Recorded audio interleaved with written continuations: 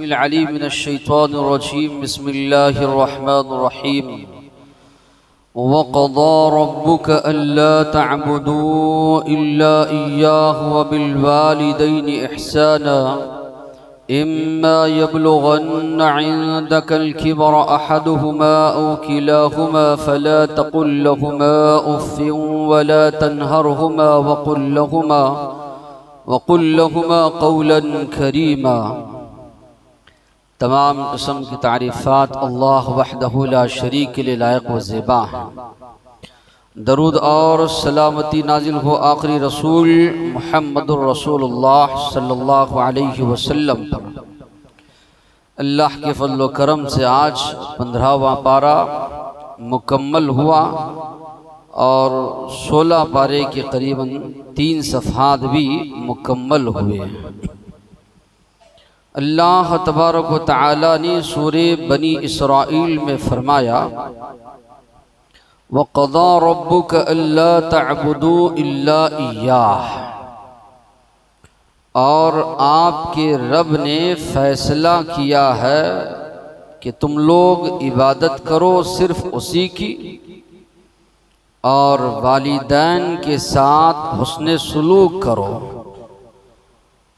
अगर उन दोनों में का एक या दोनों तुम्हारी जिंदगी में बुढ़ापे को पहुंच जाएं, उन्हें उफ तक ना कहो, ना ही झिड़को। शाइस्ता अंदाज से, अच्छे अंदाज से उनसे गुफ्तगू करो। रहमत के पर उनके लिए बिछा दो और अल्लाह से दुआ करो, ऐ हमारे रब, हमारे माँ बाप पर रहमो करम कर, हमारे माँ बाप के साथ रहमो करम का मामला कर, जिस तरह बचपन में उन्होंने हमको पाला है, हमारी तरबियत की है। यहाँ से करीबन 15 आयात इब्न अब्बास रज़ियल्लाहु अन्हु फरमाते हैं ये तौरात का खुलासा है। बड़ी अहम बातों का तस्करा अल्लाह तबारक व तआला इन 15 आयात में अल्लाह ने किया है। ये सूरा जो है मक्की सूरा है। बनी इसराइल जो है ये मक्का में नाजिल हुई आखिरी दौर में। इसके बाद जो दौर शुरू होने वाला है या होने वाला था मदनी दौर, इस्लामी रियासत, इस्लामी हुकूमत कायम होने वाली थी। छोटी सी रियासत, छोटी सी हुकूमत कायम होने वाली थी। उसकी बुनियादी क्या हो, उसके उसूल क्या हो, उनका किस बुनियाद पर यह हुकूमत रखी जाएगी या इस हुकूमत की बुनियाद होगी, मुख्तसरन अल्लाह तबारक व तआला ने इन 15 आयात में उनका तस्करा किया। इसलिए इब्न अब्बास रज़ियल्लाहु अन्हु फरमाते हैं ये खुलासा है तौरात का। शुरुआत जो अल्लाह ने की वक़ज़ा रब्बुक, और तुम्हारे रब ने फैसला किया है। सवाल ये पैदा होता है ये फैसला अल्लाह ने किया कब अल्लाह तबारक व तआला ने फैसला किया? मुफस्सिरीन लिखते हैं ये फैसला उस वक्त अल्लाह ने किया जब आदम अलैहिस्सलाम की पुश्त से, आदम अलैहिस्सलाम की पीठ से अल्लाह ने सारी इंसानियत को अल्लाह ने निकाल कर उनको अल्लाह ने अपने सामने खड़ा किया। सवाल किया अल्लाह ने अलस्तु बिरब्बिकुम, क्या मैं तुम्हारा रब नहीं हूँ, क्या मैं तुम्हारा परवरदिगार नहीं हूँ? क़ालू बला, सब ने एक आवाज में जवाब दिया कि यकीनन अल्लाह तो हमारा रब है। तो दो बात की गवाही है, एक अल्लाह का वजूद है, दूसरा वही अकेला माबूद है। तो ये फैसला अल्लाह ने किया। सवाल ये पैदा होता है फैसला अल्लाह ने किया है, किस बात का फैसला किया है? अल्लाह तअबुदू इल्ला इय्याह, इबादत ना करो मगर सिर्फ उसी की। यानी तौहीद को आप मानना है, ये फैसला अल्लाह का है। एक अल्लाह की इबादत आपको करनी है, ये फैसला अल्लाह का है। कलिमा आप पढ़ेंगे उसका मफहूम यही, ला इलाहा, कोई माबूद नहीं, जितनी भी माबूदान बातिला है उसका इनकार, इल्लल्लाह, सिवाय एक अल्लाह के। सारे अंबिया की बिअसत का मकसद यही, कायनात को पैदा करने का मकसद यही। लोग जो है तौहीद को छोड़कर दूसरी चीज़ों को बहुत ज़्यादा अहमियत देते हैं, फुला फुला काम, फुला फुला अखलाक, सारी चीज़ें बाद में, सानवी चीज़ें हैं, वो अल्लाह माफ़ भी कर सकता है, उसमें कोताही कभी हो, लेकिन तौहीद एक ऐसी चीज़ है, इसमें अगर कमी रह जाए, शिर्क की मिलावट हो, तौहीद खालिस नहीं है, नजात उसकी बिल्कुल नहीं। इसलिए अल्लाह ने फरमाया ये अल्लाह का फैसला है, अल्लाह ताबुदू इल्ला इय्याह, कि तुम लोग सिर्फ इबादत उसी की करो। अकीदे के लिहाज से अगर आप देखेंगे, दो किस्म के लोग इस दुनिया में पाए जाते हैं। एक दहरिया या नेचरी, जो अल्लाह को मानते ही नहीं, खुदा को मानते ही नहीं, बहुत कम है लेकिन इनका वजूद है। अकली तौर पर ऐसे वैसे बातें कहकर लोगों को बहकाने की ये लोग कोशिश करते हैं। दूसरे किस्म के वो लोग जो किसी न किसी मजहब को मानते हैं, खुदा का तसव्वुर उनके पास पाया जाता है, ये लोग अक्सर है। दहरिया किस्म के लोग कम हैं। अब जो खुदा को मानते हैं, इनमें भी लोगों की दो किस्में हैं। एक वो किस्म अल्लाह को मानते तो है, मगर फुला जो है सिफारिशी है, फुला हमारी मदद करने वाला है, फुला बचाने वाला है, या फुला चीज़ का खुदा है। इस तरह अल्लाह के साथ दूसरों को शरीक ठहराया। दूसरे वो जो सिर्फ एक अल्लाह को मानते हैं, जिसको तौहीद कहा जाता है, और ये कम है। मुशरिक लोग, काफिर लोग, ये बहुत ज़्यादा तादाद में है। तो सब के सब ये अल्लाह के उस अहद का इनकार करने वाले हैं जो अल्लाह ने आलम बाला में लिया था। वही लोग अल्लाह के इस अहद पर कायम रहने वाले हैं जो सिर्फ और सिर्फ खालिस तौहीद को मानते हैं कि एक अल्लाह है, उसके अलावा कोई शरीक जो है नहीं है। दूसरी बात अल्लाह ने ये फरमाई, वो बिल वालिदैन इहसाना, और वालिदैन के साथ उसने सुलूक करो। कुरान के अल्फाज आप गौर करेंगे तो अल्लाह ने फरमाया ये अल्लाह का फैसला है, आपको इख्तियार अल्लाह ने नहीं दिया। माँ बाप के साथ उसने सुलूक करोगे सवाब मिलेगा, नहीं करोगे सवाब नहीं मिलेगा, इख्तियार नहीं। अल्लाह ने कहा ये अल्लाह का फैसला है, आपको मानना ही मानना है, दो राय नहीं, आपको इख्तियार नहीं कि आप करेंगे तो नहीं, आपको मानना ही मानना है।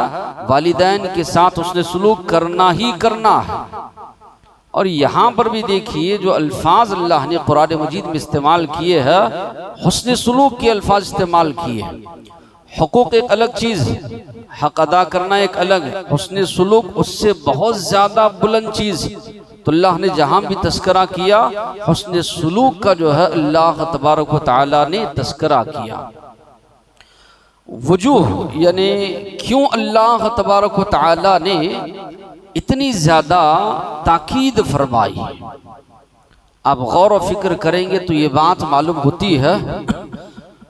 या कुरान के भी जो अल्फाज है, उन दोनों में से एक या दोनों तुम्हारी ज़िंदगी में बुढ़ापे को पहुँच जाए, उफ तक ना कहो, ये अल्फाज अल्लाह। मुफस्सिरीन ने लिखा है अरबी ज़बान में सबसे अक़ल तरीन जो लफ्ज़ हो सकता है उफ, वो अल्लाह ने वो लफ्ज़ इस्तेमाल किया। इसकी वजह क्या है? वालिदैन जब बुढ़ापे को पहुंच जाते हैं, ताकत इंसान की ख़त्म हो जाती है, कमा नहीं सकते, पका नहीं सकते, उठना बैठना उनके लिए मुश्किल हो जाता है। तो दुआ में जो अल्फाज अल्लाह ने सिखाए, ऐ अल्लाह जिस तरह बचपन में हमारी तरबियत इन्होंने की, वैसे अल्लाह इनके साथ रहम व करम का मामला कर। उठना बैठना उनके लिए मुश्किल है, खाना पीना मुश्किल है, बीमारियां लाहिक है, कमज़ोरी आ चुकी है। तो ये सारी चीज़ें हैं, अब इंसान की जो ज़िंदगी है उसकी अपनी औलाद है, इंसान की मोहब्बत उधर बढ़ जाती है, इंसान वालिदैन की जानिब से तवज्जो बिल्कुल कम कर लेता है। अब माशरे का आप जायज़ा लीजिए, एक आदमी के कई बच्चे हैं, अब उसका बच्चा अगर बीमार हो जाए, अगर उसके अंदर इस्तिताअत है, ताकत का है इलाज कराने की, इलाज कराएगा, या इसी तरह ताकत नहीं है कर्ज लेगा, सोना है वो गिरवी रख देगा या बेच देगा, कुछ ना कुछ करके अपने बच्चे का इलाज करेगा। यही मामला जब वालिदैन का आता है, बिल वगैरह देने का मसला आता है, भाई आपस में एक दूसरे को देखते हैं कि कौन आगे बढ़ेगा, कौन ज्यादा देगा या कौन ये करेगा, ये तसव्वुर लोगों में आ जाता है। यानी जो मोहब्बत अपनी औलाद से है वो वालिदैन से नहीं है। इल्ला माशाअल्लाह माशरे में ऐसे लोग भी हैं जो बेपनाह मोहब्बत करने वाले भी हैं, लेकिन अक्सरियत जो है देखने में जो आता है, बच्चों के साथ जो दिली लगाव है, बच्चों के साथ जो मोहब्बत है, इंसान ये नहीं सोचता यही मोहब्बत हमारी वालिदैन की हमारे साथ थी। बचपन में हमारे वालिदैन ने सुख चैन जो है छीन कर जो है, या सुख चैन कुर्बान करके हमारी वालिदैन ने हमारी तरबियत की। इंसान का बच्चा जो पलता है सबसे ज्यादा मुश्किल से पलता है। जानवरों के बच्चों को देखिए, पैदा होने के बाद उठ खड़े हो जाते हैं, चलने लग जाते हैं, दूध पीते हैं अपने माँ का, घास खाने लग जाते हैं। बारिश का मौसम है, सर्दी का मौसम, उतना असर नहीं होता। इंसान का बच्चा है बीमार ज्यादा होता है, वालिदैन जो है बच्चा बीमार, उनका चैन कुर्बान, पैसा जो है लगा रहे हैं, मौसम की तब्दीली उसका भी असर बहुत ज़्यादा, बड़ी मुश्किल से इंसान का बच्चा पलता है, उसकी परवरिश होती है।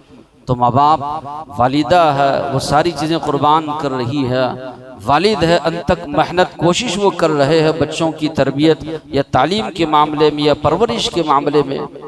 यही माँ बाप अगर बड़े हो जाए, उनसे बेरुखी इख्तियार की जाए, जवाब उनको दे दिया जाए, झिड़का उनको जाए, गुस्सा उनके साथ रवैया इख्तियार किया जाए, ये बहुत बड़ा जुल्म है और बहुत बड़ी नाइंसाफ़ी है वालिदैन के साथ। और माशरे में चीज़ें होती है, इसलिए अल्लाह तबारक व तआला ने इतना ज़्यादा जोर दिया वालिदैन के मामले में, माँ बाप के मामले में, कि इंसान जो है जैसे जैसे उसके हालात गुजरते हैं, मोहब्बत बढ़ती जाती है, तो इंसान वालिदैन की जानिब से जो है अपना मामला जो है बिल्कुल कम करने लगता है।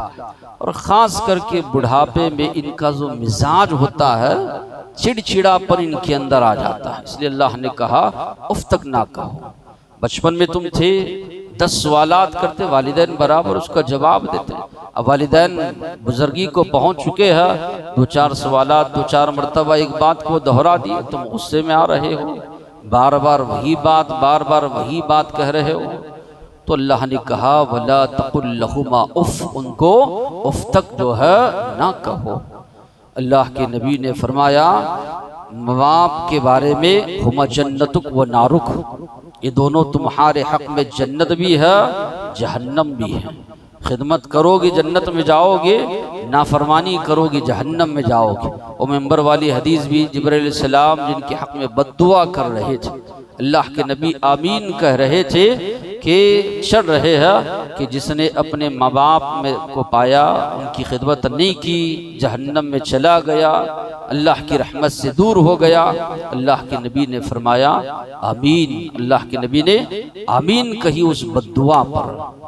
तो अल्लाह ने अगर किसी के माँ बाप बक़ैद हयात है, ये बहुत बड़ा ज़रिया है जन्नत में जाने का, बहुत बड़ा ज़रिया है उनके लिए नेकियां कमाने का, अगर वालिदैन बक़ैद हयात है। तो अल्लाह तबारक व तआला ने दुआ भी जो है सिखाई कि क़ुर रब्बिरहमहुमा कमा रब्बयानी सग़ीरा, मेरे रब उनके साथ रहम करम का मामला कर, जिस तरह उन्होंने बचपन में मुझे पाला, मेरी तरबियत उन्होंने जो है की।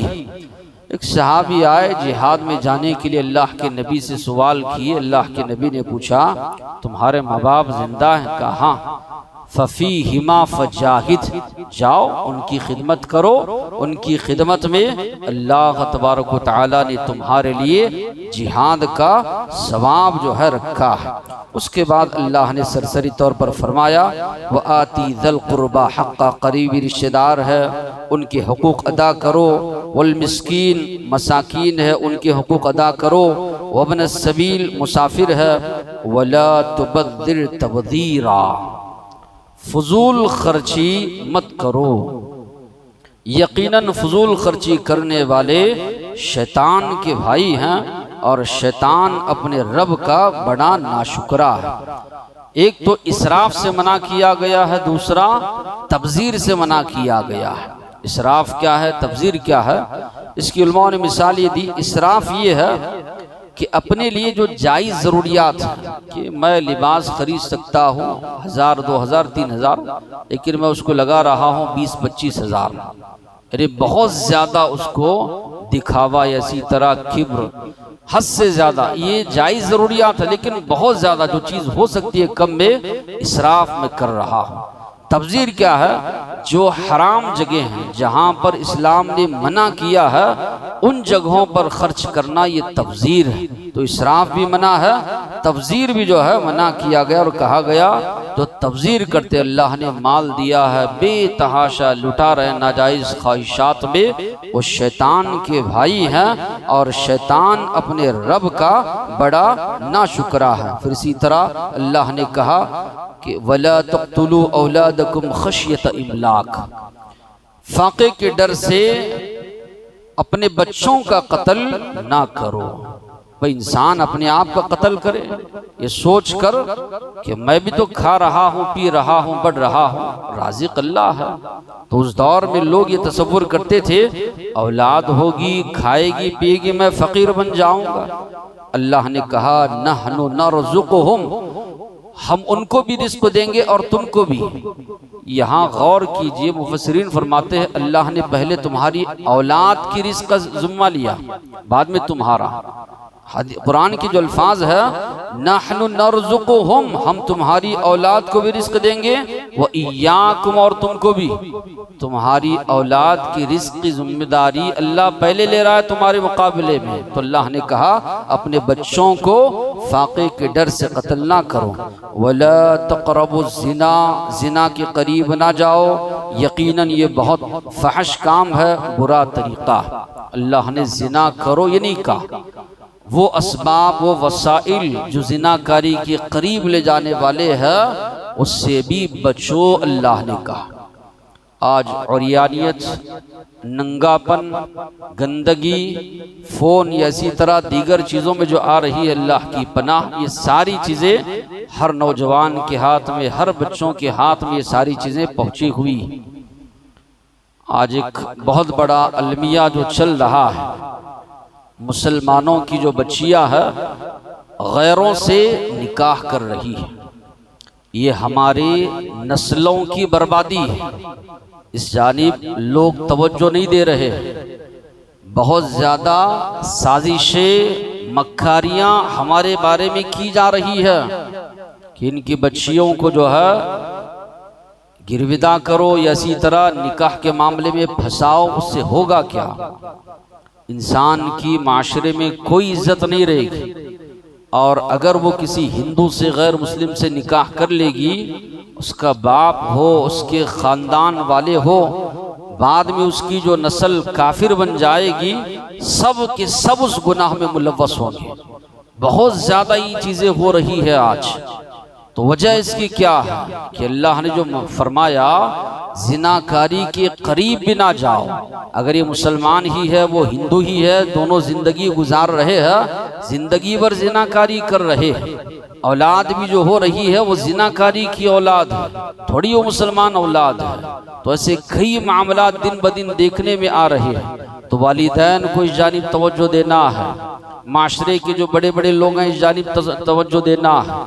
हमारे जो है स्कूल्स नहीं हैं, हमारे जो है कॉलेजेस नहीं है जहाँ पर मुसलमान बच्चों और बच्चों की सही तरबियत जो है हो सके। लोग इस जानिब तवज्जो भी नहीं दे रहे हैं। दीगर मामलात में आप देखेंगे बेहद बहुत ज़्यादा फजूल खर्ची मुसलमानों में नजर आएगी। जो करने के काम है, जो अंजाम देने, वो काम अंजाम नहीं दे रहे, खाली रोना रो रहे हैं कि हमारी बच्चियां जो है गैरों के साथ चली जा रही। होगा ये ऐसे मामला अगर इस जानिब तवज्जो जो है नहीं देंगे। तो अल्लाह तबारक व तआला ने फरमाया ऐसे वसाइल भी ना अपनाओ जो जिनाकारी के करीब भी ले जाओ। मखलूत तालीम है, बच्चे बच्चियां एक साथ तालीम हासिल कर रही है। जिनसी तौर पर अल्लाह तबारक व तआला ने जो है जो कहा जाता है अट्रैक्शन वो रखा है। जाहिर सी बात है, आप कितना भी उसको बचाओ वो माइल होगी। वैसी जगह आप डालेंगे, वैसी जगह आप भेजेंगे, तो उसका हल क्या है कि आप इस्लामिक जो है स्कूल्स खोलें, बड़े पैमाने पर अच्छे अंदाज में वहाँ पर तालीम दी जाए। मशवरे देने वाले बहुत ज़्यादा मिलेंगे, लेकिन काम करने आगे आने वाले माशरे में नहीं के बराबर है। कोई आगे बढ़ने के लिए तैयार नहीं। रोना तो सभी रो रहे हैं, लेकिन अमल इस मामले में नहीं के बराबर है। तो अगर हम सोचेंगे नहीं, फिक्र नहीं करेंगे, आगे चलकर हमारी नस्लें बर्बाद होंगी। उन नस्लों की बर्बादी का जो सबब होंगे हम होंगे। वो आने वाली नस्लें कोसेंगी। हमारे बाप दादा क्या करके गए? उठते थे सुबह से शाम तक, कमाने की फिक्र, खाने की फिक्र, जमाने की फिक्र। दीन के मामले में कोई इन लोगों ने ना सोचा, न फिक्र थी, न आने वाली नस्लों के बारे में कभी इन लोगों ने सोचा ये कोसेंगे। जिस तरह हम लोग कोसते हैं, 1000 साल हमारी यहाँ हुकूमत रही, इसके बावजूद भी क्या हमने यहाँ पर तख्ता उल्टा? अरब में अल्लाह के नबी को 23 साल मिले, सहाबा इकराम को उसके बाद 40 साल के अरसे में काफ़ी फुतुहात उन्होंने की, काफ़ी तब्दीली, तहजीब, तमद्दुन, सारी चीज़ें उन्होंने बदल कर रख दी। लेकिन यहाँ के मुसलमानों ने जो करना था वो नहीं किया, जिसकी वजह से आज हम लोग ये हालात को भुगत रहे हैं। तो अल्लाह तबारक व तआला ने फरमाया वसा सबीला, ये बहुत ही बुरा तरीक़ा है। फिर आगे अल्लाह ने फरमाया यतीम के माल के करीब ना जाओ, नाप तोल करो, पूरा पूरा करो। शुएब अलैहिस्सलाम की कौम पर अल्लाह का अजाब आया, नाप तोल में कमी वो लोग किया करते थे। फिर अल्लाह ने कहा वला तक़फ़ु मा लैसा लका बिही इल्म, ऐसी बातों के पीछे मत पड़ो जिसका तुम्हें इल्म ना हो। इसलिए कि ये कान, ये आँख, ये ज़बान, अल्लाह ने कहा इसके बारे में अल्लाह के पास पूछ होगी।